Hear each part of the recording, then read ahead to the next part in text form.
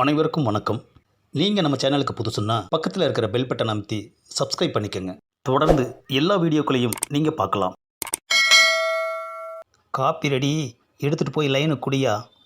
என்னது குடு யாவா? இங்கே வேலைக்கு சேர்ந்துட்டா உடனே யா போடுவியா?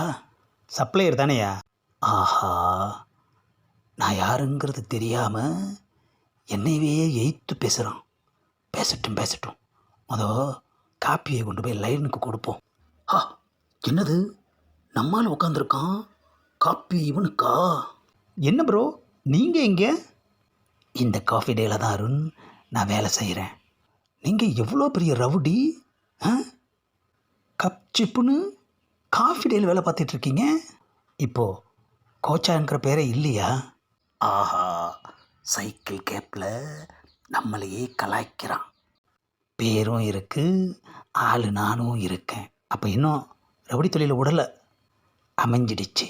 அதனால் அது கூடவே உள்ளே இருக்கு. நான் இப்போது திருந்திட்டேன் அருண். என்னது திருந்திட்டியா? ஆஹா, காப்பியை குடிக்காமல் மறுபடியும் நம்மளை கலாய்க்கிறான் ஐயா. என்னால் நம்ப முடியல. நீ கூட தான் பல முறை ஜெயிலுக்கு போயிட்டு வந்திருக்க. இப்போது அடக்கி தானே வாசிக்கிற. என்னப்பா பேசிக்கிட்டே இருக்கல, பொசுக்கு நின்றுச்சு, சட்டையை பிடிச்சிட்ட. நான் ஜெயிலுக்கு போனதை இப்போ உன்னை இங்கே சொல்ல சொன்னாங்களா?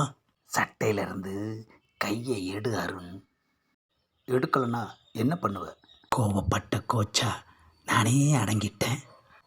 நீ கோபப்பட்டு ஏடகூடமாக ஆயிடாத. என்ன என்னையவே மிரட்டுறியா? மிரட்டலப்பா, உண்மையை தான் சொல்கிறேன். காப்பியை சாப்பிட்டுட்டு கப் சிப்புன்னு கிளம்பு. 4 அல்லக்கைங்களோட திரியிற நீ என்னையவே மிரட்டிட்டு போறியா? மவனை, உனக்கு ஒரு நாள் இருக்குடா சங்கு.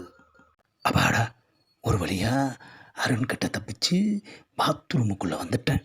தேவையில்லாமல் நம்மளை பற்றி அவங்கிட்ட சொன்னது இப்போ நமக்கே வினையா போச்சியா. இப்போ என்னடானா என்னையவே மிரட்டுறான். என்னது கண்ணாடியில் சாதுவாக யாரோ தெரியுறாங்க. ஆஹா, நம்ம தானா? நம்ம ஃபேஸில் இருந்த டெரரே போயிடுச்சு ஐயா. அதனால தான் அந்த அருண் சட்டையை கொத்து பிடிச்சிருக்கான். சரி போட்டும், கோபப்பட்டும் பார்த்துட்டேன், கோபப்படாமலும் இருந்து பார்த்துட்டேன்.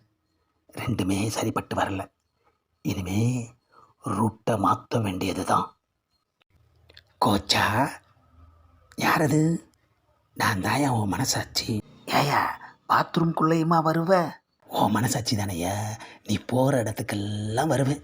சரி, என்ன விஷயமா வந்த? பாரு கோச்சா, அடிக்கடி கோபப்பட்டா நம்ம கோபத்துக்கே மரியாதை இல்லை தெரியுமே.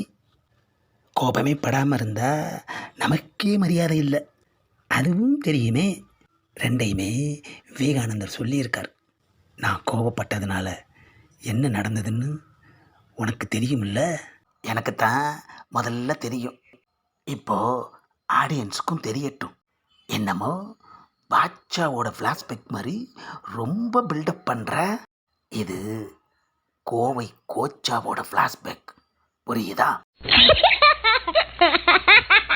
இந்த பதிவை லைக் பண்ணுங்கள், ஷேர் பண்ணுங்கள், சப்ஸ்கிரைப் பண்ணுங்கள்.